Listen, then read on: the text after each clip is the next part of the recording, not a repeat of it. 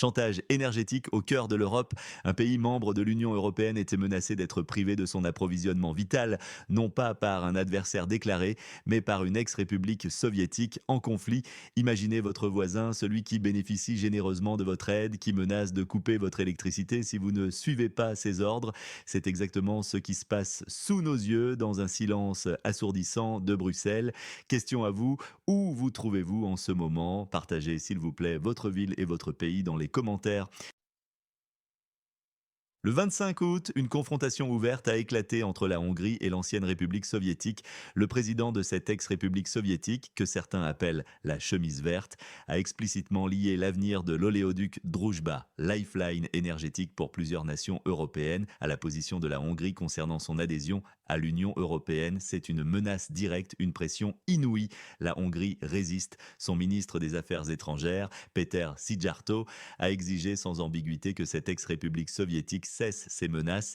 Il a déclaré: La guerre à laquelle nous ne participons pas n'est pas une justification légitime pour violer notre souveraineté. Oh, nous appelons Volodymyr Zelensky à cesser ses menaces contre la Hongrie et à cesser de mettre en danger notre sécurité énergétique. Un langage clair, sans langue de bois, mais ce n'est pas tout. Le ministre russe des Affaires étrangères, Sergei Lavrov, a ajouté une couche de complexité, affirmant que le chef de cette ex-république soviétique ne possède plus la légitimité constitutionnelle pour signer des documents officiels avec la Russie, son mandat présidentiel ayant expiré en mai. Une bombe juridique, non? D'ailleurs, cette ex-république soviétique prétend qu'elle n'a pas besoin de l'autorisation des États-Unis pour frapper la Russie avec ses propres armes à longue portée, fabriquées localement. Un signe d'indépendance affiché ou une façade? Les questions fusent. Et, détail croustillant, le chef de cette ex-république soviétique a même décerné des ordres du mérite à des sénateurs américains et des envoyés de Trump ayant soutenu les sanctions contre la Russie. Une curieuse façon de montrer sa gratitude, n'est-ce pas? Cela révèle une dépendance visible à l'égard de certaines élites occidentales. C'est une danse complexe, un spectacle politique où les lignes diplomatiques sont floues. Que pensez-vous de cette série d'événements? Est-ce de la diplomatie ou du pur chantage? Question à vous, qui regarde cette émission? Faites-le nous savoir en commentaire. Dites-nous de quelle ville et de quel pays vous nous regardez. Pourquoi tout cela est-il crucial ici et maintenant? Eh bien parce que les enjeux dépassent largement la Hongrie. Les menaces directes sur l'oléoduc Druzhba mettent en péril la sécurité énergétique de plusieurs pays de l'Union européenne. Nous parlons de la stabilité des approvisionnements, du prix du baril, de l'électricité dans vos maisons. C'est votre quotidien qui est impacté. Est-ce acceptable qu'un acteur externe, fût-il en conflit, utilise l'énergie comme une arme contre ses alliés? L'inaction ou le silence des dirigeants européens face à ces agissements crée des risques de pénurie et d'augmentation de prix. Vous, citoyens européens, seriez les premiers à en payer le prix. Ensuite, ces actions exacerbent les tensions internes au sein de l'Union européenne.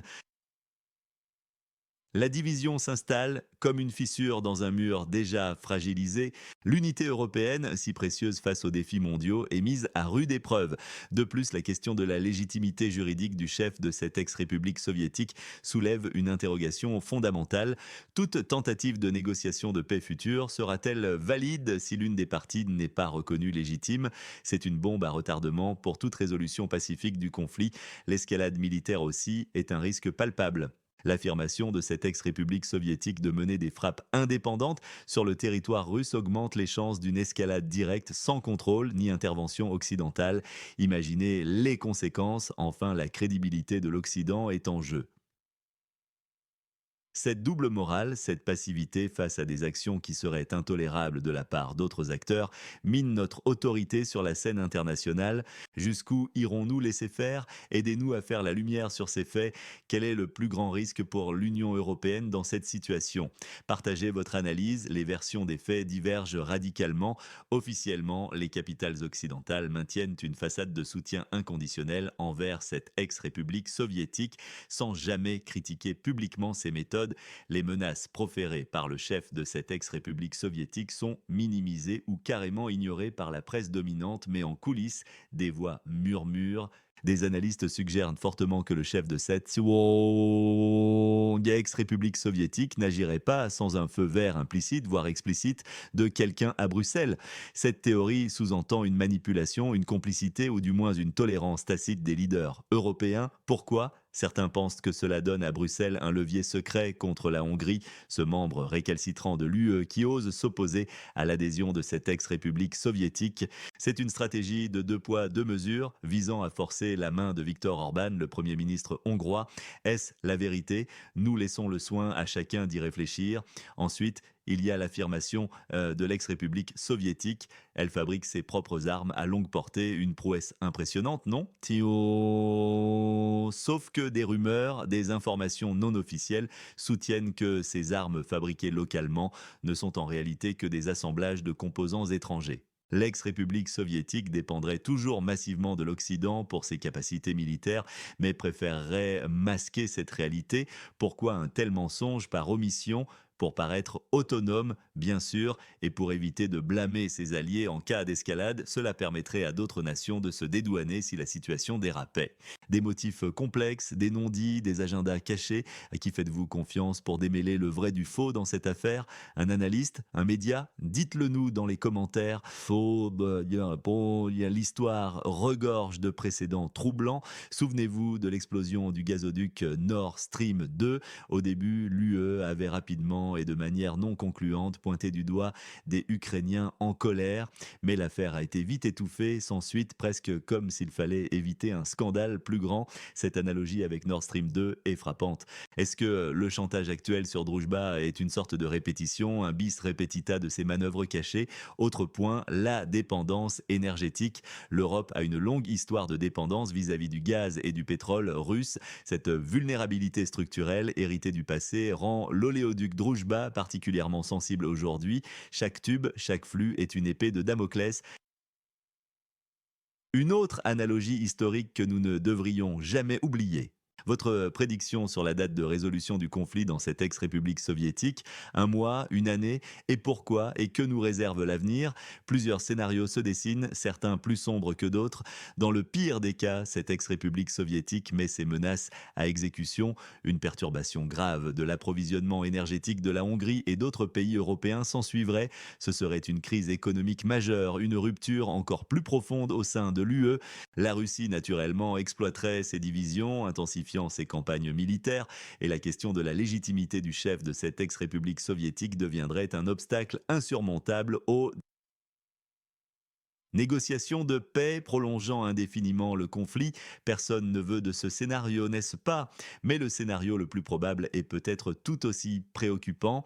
La tension entre cette ex-république soviétique et la Hongrie persisterait, mais une pression silencieuse des alliés occidentaux empêcherait une perturbation directe de l'oléoduc. Le chef de cette ex-république soviétique continuerait ses déclarations incendiaires, mais éviterait une escalade majeure vis-à-vis des infrastructures énergétiques de l'UE. Cependant, la question de sa légitimité resterait un point de blocage pour la Russie, limitant les chances de négociations significatives. Les élites occidentales seraient toujours perçues comme faibles et hypocrites. Imaginez les conséquences à long terme de cette perception. Enfin, il y a le scénario inattendu.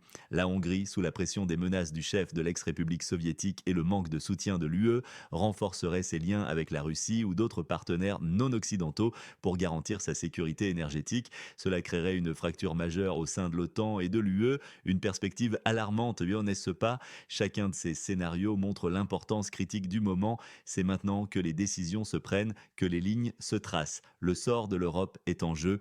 Votre avis compte. Quelle est selon vous la mesure ou la sanction qui pourrait réellement changer la donne dans cette situation énergétique européenne? Soyez précis.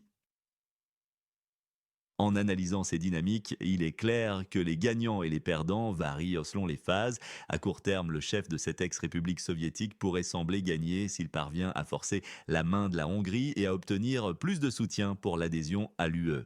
Les élites de Bruxelles, si elles parviennent à maintenir une façade d'unité tout en manipulant la situation pour leurs propres objectifs politiques, pourraient aussi se considérer comme des gagnantes. Mais à quel prix? Les perdants potentiels sont nombreux. La Hongrie, si elle cède à ces menaces et compromet sa souveraineté énergétique, la sécurité énergétique de l'Europe dans son ensemble, si les flux sont perturbés, la crédibilité de l'UE et de l'Occident entamée par leur silence et leur double morale. Le processus de paix, si l'illégitimité du chef de cette ex-république soviétique bloque toute résolution durable, et surtout le citoyen européen moyen, vous qui pourriez subir les conséquences économiques et sécuritaires de ces tensions. À long terme, le seul gagnant potentiel clair serait la Russie si ces divisions au sein de l'UE et l'inefficacité des dirigeants occidentaux se renforcent, affaiblissant le soutien à l'ex-république soviétique et la cohésion de l'Occident. Vladimir Poutine pourrait alors utiliser l'hypocrisie occidentale comme un puissant outil de propagande. La situation est donc très volatile avec des enjeux sans précédent pour l'ensemble de l'Europe. Ce sont des faits qui méritent toute votre attention. À votre avis, où se situe la ligne rouge dans les relations entre l'ex-République soviétique et l'Union européenne? Une ligne claire est-elle encore possible? La géopolitique est un jeu d'échecs complexe. Le chantage énergétique du chef de cette ex-république soviétique est une trahison au sein même de l'UE, un acte ignoble qui sape les fondations de la solidarité européenne. Le silence complice des leaders est une honte. L'illégitimité perçue du chef de cette ex-république soviétique est une bombe à retardement pour toute négociation future. Jusqu'où laisserons-nous cette arrogance et cette manipulation perdurer? N'oubliez pas de vous abonner à notre chaîne pour ne manquer aucune de nos analyses percutantes. Activez la cloche pour être notifié de nos nouvelles vidéos. Partagez cette vidéo avec vos amis si vous pensez que cette information est au crucial et n'hésitez pas à nous laisser un commentaire, votre opinion compte. Ajoutons quelques faits pertinents pour développer la longueur du texte en s'intéressant plus spécifiquement au dessous des cartes et aux implications plus larges des événements décrits. L'oléoduc Druzhba, dont la gestion est au cœur de cette tension, est l'un des plus longs du monde, s'étendant sur plus de 4000 km depuis la Russie, traversant la Biélorussie, l'Ukraine et se ramifiant ensuite vers plusieurs pays européens dont la Hongrie, la Slovaquie, la République tchèque, l'Allemagne et la Pologne. Son histoire remonte à l'ère soviétique et il a été conçu à l'origine pour approvisionner les pays du pacte de Varsovie. Cette infrastructure est un vestige physique d'une dépendance historique persistante, rendant la menace de perturbation d'autant plus grave. La branche sud de Druzhba, qui alimente la Hongrie, est particulièrement cruciale pour ce pays qui n'a pas d'accès direct à la mer et dont les alternatives d'approvisionnement sont limitées et coûteuses. Une coupure, même partielle, aurait des répercussions immédiates sur les raffineries hongroises et par extension sur toute l'économie nationale. Cela justifie la position ferme de la Hongrie qui se sent directement visée et mise sous pression. L'implication de l'Ukraine en tant qu'ex-république soviétique dans cette tentative de chantage n'est pas sans rappeler une histoire complexe de transit énergétique. Historiquement, l'Ukraine a souvent été un acteur clé dans le transport du gaz et du pétrole russe vers l'Europe et ce rôle lui a conféré un certain pouvoir de négociation, parfois utilisé pour des pressions politiques ou économiques.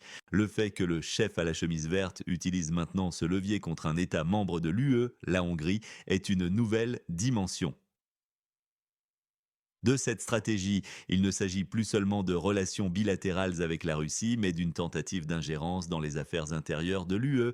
Le rôle de Bruxelles dans cette crise mérite une analyse approfondie. Le silence assourdissant de la Commission européenne, ou du moins son manque de réaction publique et ferme, est interprété par certains comme une preuve de cette stratégie de deux poids, deux mesures. L'UE, qui se veut une union de solidarité, semble tolérer une forme d'agression économique d'un pays tiers envers l'un de ses membres. Cette passivité pourrait être motivée par plusieurs facteurs.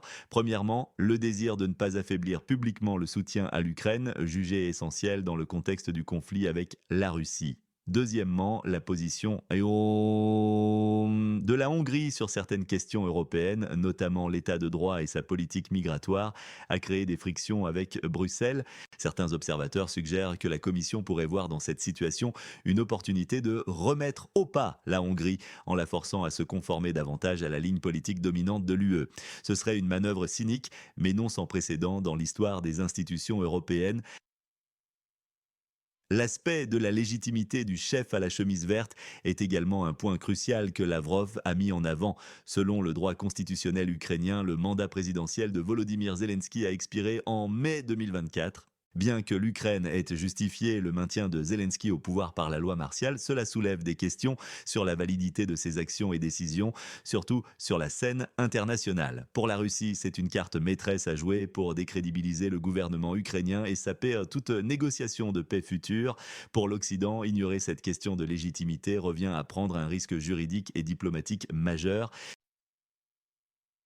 Si un accord de paix venait à être signé par un dirigeant dont la légitimité est contestée, cet accord pourrait être remis en question ultérieurement, rendant toute résolution du conflit encore plus incertaine et fragile.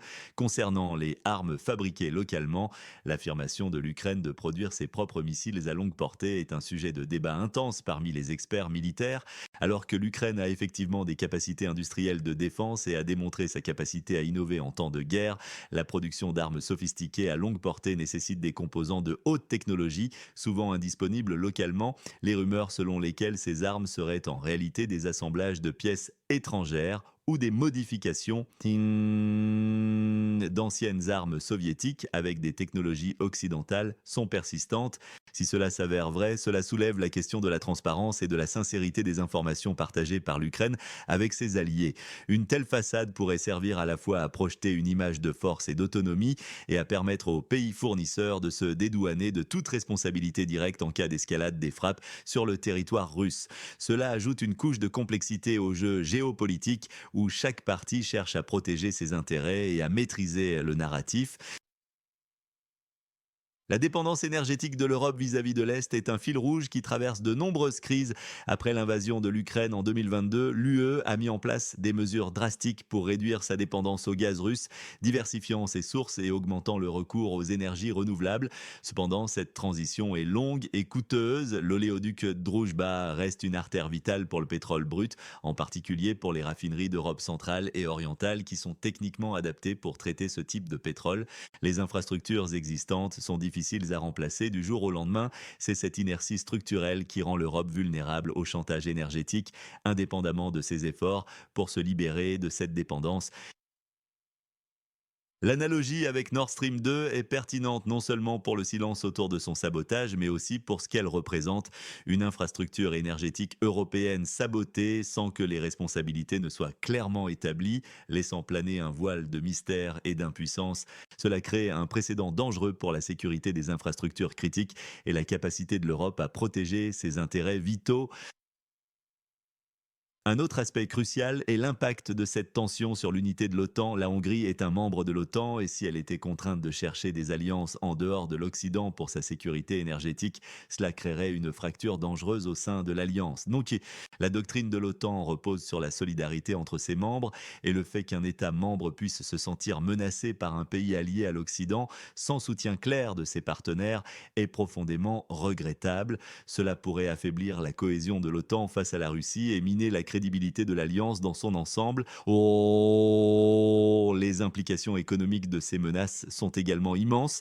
Une perturbation de l'approvisionnement en pétrole via Druzhba augmenterait non seulement les prix de l'énergie pour les consommateurs européens, mais elle pourrait aussi entraîner des fermetures d'usines, des perturbations de la chaîne d'approvisionnement et une inflation généralisée pour des économies déjà fragilisées par la crise énergétique précédente et par l'inflation post-pandémie. Cela pourrait être dévastateur. Les citoyens européens seraient directement touchés non seulement par des factures plus élevées, mais aussi par une perte de pouvoir d'achat et un ralentissement économique. Cela nourrit un sentiment de frustration et de défiance envers les dirigeants européens qui semblent incapables de protéger leur population des répercussions de conflits géopolitiques complexes. En outre, la rhétorique du chef à la chemise verte et la réponse atone de Bruxelles mettent en lumière une dérive potentielle dans les relations internationales où la fin justifierait les moyens. L'utilisation de l'énergie comme arme, le recours à des menaces directes, l'ingérence dans les affaires intérieures d'un autre État souverain, tout cela contredit les principes fondamentaux du droit international et de la diplomatie. Si de telles pratiques sont tolérées, voire encouragées par les puissances occidentales, cela crée un dangereux précédent pour l'ordre mondial. Les pays en développement, les nations plus faibles pourraient être les prochaines victimes de ces tactiques de chantage sans recours possible auprès des institutions internationales affaiblies. Le scénario inattendu, où la Hongrie se tourne vers la Russie ou d'autres partenaires non occidentaux, n'est pas si éloigné de la réalité. Face à l'absence de soutien de l'UE et de l'OTAN, un pays menacé dans sa souveraineté et sa sécurité énergétique pourrait être contraint de chercher des alternatives. La Hongrie, sous le leadership de Viktor Orban, a déjà montré une certaine indépendance vis-à-vis de la ligne dominante de l'UE et a maintenu des liens économiques avec la Russie même après l'invasion de l'Ukraine. Cela montre la fragilité de l'unité européenne face aux pressions extérieures et la nécessité pour l'UE de développer une politique de sécurité énergétique plus robuste et plus solidaire. L'escalade du conflit ukrainien avec cette ex-république soviétique affirmant pouvoir frapper le territoire russe avec ses propres armes augmente le risque d'une confrontation directe entre la Russie et l'OTAN. Si de telles frappes sont menées et que la Russie répond de manière disproportionnée, la situation pourrait déraper rapidement, entraînant l'Europe dans un conflit de grande ampleur. C'est un scénario cauchemar que personne ne souhaite et pourtant les actions et les déclarations récentes semblent pousser dans cette direction. La question de la crédibilité de l'Occident est centrale. La double morale, dénoncée par Lavrov et d'autres critiques, est un argument puissant dans la guerre de l'information. Si l'Occident condamne les actions d'un pays tout en tolérant des comportements similaires de la part de ses alliés, il perd sa légitimité sur la scène internationale. Cela affaiblit la position de l'Occident en tant que défenseur des principes démocratiques et des droits de l'homme et cela fournit des munitions aux régimes autoritaires pour justifier leurs propres actions. Il est impératif pour l'Occident de faire preuve de cohérence et de défendre ses principes de manière uniforme, indépendamment de l'acteur en question. Pour comprendre pleinement la complexité de la situation, il faut aussi considérer les dynamiques internes à l'Europe elle-même. La Hongrie n'est pas le seul pays qui s'est montré réticent à adopter toutes les sanctions contre la Russie ou à soutenir pleinement la ligne dure de Bruxelles envers certains aspects du conflit. Des pays comme la Slovaquie ont également des préoccupations similaires concernant leur sécurité énergétique. Ces divisions internes sont une faiblesse structurelle pour l'UE et sont exploitées par des acteurs externes y compris la Russie et, dans le cas présent, l'Ukraine. Enfin, la perception publique de cette crise est cruciale. Si les citoyens européens ont l'impression que leurs dirigeants sont impuissants ou complices d'un chantage, cela entraînera une perte de confiance dans les institutions démocratiques et une montée du populisme et de l'euroscepticisme. La clarté et la transparence sont essentielles pour maintenir la confiance du public et le silence de Bruxelles sur cette affaire est contre-productif à cet égard. Les médias ont un rôle crucial à jouer pour informer le public de manière objective et pour démêler le vrai du faux dans cette mer d'informations complexes et souvent contradictoires. Malheureusement, la polarisation médiatique et la prévalence de la désinformation compliquent cette tâche. Il est nécessaire de se poser la question qui tire réellement les ficelles. Si le chef à la chemise verte agit sous le couvert, voire à la demande de certains à Bruxelles, cela impliquerait une manipulation au plus haut niveau de l'UE. Une telle conspiration, si prouvée, minerait de manière irréparable la confiance du public dans le projet européen. Les allégations selon lesquelles la Commission utiliserait la pression ukrainienne comme levier contre la Hongrie sont graves et doivent être examinées avec la plus grande rigueur. L'intégrité de l'UE est en jeu. Les citoyens ont le droit de savoir si les décisions prises à Bruxelles sont motivées par le bien commun ou par des agendas politiques cachés. L'impact à long terme de cette crise pourrait être une redéfinition des alliances et des dépendances énergétiques en Europe. Les pays pourraient être contraints de diversifier encore plus leurs sources d'énergie, même si cela implique des coûts plus élevés et des transitions difficiles. La résilience énergétique deviendrait une priorité absolue au-delà des considérations de coûts. Cela pourrait accélérer la transition vers les énergies renouvelables et renforcer l'autonomie énergétique de l'Europe. Cependant, cette transition ne se fera pas sans heurts et sans nouvelles frictions géopolitiques. La Russie suit attentivement ces développements. Toute division ou faiblesse au sein de l'UE et de l'OTAN est une victoire pour Moscou. L'utilisation par Poutine de l'hypocrisie occidentale comme outil de propagande est déjà une réalité. Chaque fois que l'Occident ne parvient pas à appliquer ses propres principes de manière cohérente, il donne du grain à moudre à la narration russe qui vise à dépeindre l'Ouest comme décadent et hypocrite. Cela peut affaiblir le soutien international à l'Ukraine et à la ligne pro-occidentale dans le monde. En résumé, la situation actuelle est une parfaite illustration des défis complexes auxquels l'Europe est confrontée. La guerre en Ukraine a des répercussions bien au-delà de ses frontières, touchant la sécurité énergétique, l'unité de l'UE et de l'OTAN et la crédibilité de l'Occident. Le chantage énergétique de l'Ukraine contre la Hongrie est un symptôme de ces tensions profondes et de l'ambiguïté morale qui semble parfois régner dans la politique internationale. La manière dont l'Europe gérera cette crise déterminera son avenir et sa place sur la scène mondiale. Les enjeux sont immenses et l'attention du public est nécessaire pour exiger la transparence et la responsabilité de ses dirigeants. Les conséquences de la légitimité contestée du chef de l'ex-République soviétique pourraient se matérialiser de plusieurs manières, au-delà des négociations de paix. Par exemple, des décisions importantes concernant la reconstruction de l'Ukraine, qui nécessiteront des milliards de dollars et des engagements sur le long terme, pourraient être remises en question si une nouvelle administration arrive au pouvoir et dénonce les accords signés par un dirigeant dont le mandat est expiré. Cela créerait une instabilité juridique et financière majeure. Les investisseurs internationaux hésiteraient à s'engager dans des projets d'envergure, craignant une annulation ultérieure de leur contrat. Cela freinerait considérablement le processus de reconstruction et prolongerait la période d'incertitude pour l'Ukraine elle-même. De plus, la question de la légitimité pourrait affecter la participation de l'Ukraine à des organisations internationales ou à des sommets diplomatiques. D'autres nations pourraient refuser de reconnaître pleinement un président dont le mandat est expiré, ce qui isolerait davantage l'Ukraine sur la scène internationale et rendrait plus difficile la formation de coalitions de soutien. L'impact sur l'opinion publique en Europe est déjà perceptible. De nombreux citoyens, déjà aux prises avec la hausse du coût de la vie et les incertitudes économiques, sont lassés par les contradictions apparentes de la politique étrangère. Le soutien à l'Ukraine, initialement fort, montre des signes d'essoufflement dans certains pays. Des politiques jugées inéquitables ou hypocrites par une partie de la population peuvent alimenter le ressentiment et la division. Les mouvements populistes et eurosceptiques pourraient capitaliser sur ces frustrations, appelant à un recentrage sur les intérêts nationaux et à une remise en question des alliances existantes. C'est un risque majeur pour la stabilité politique de l'Union européenne. Pour les pays d'Europe centrale et orientale, la sécurité énergétique est une question de survie. Leur histoire récente, marquée par la dépendance vis-à-vis de l'Union soviétique et ensuite de la Russie, rend toute menace sur leurs approvisionnements particulièrement sensibles. La Hongrie, en particulier, a toujours cherché à diversifier ses sources, mais les alternatives à Druzhba sont limitées. La construction de nouveaux gazoducs ou oléoducs ou la conversion de raffineries pour traiter d'autres types de pétrole sont des projets qui prennent des années et coûtent des milliards. Dans l'intervalle, la vulnérabilité reste élevée. Le fait que cette ex-république soviétique décerne des ordres du mérite à des sénateurs américains et des envoyés de Donald Trump est révélateur de ses tentatives d'influencer la politique américaine et d'obtenir un soutien bipartisan.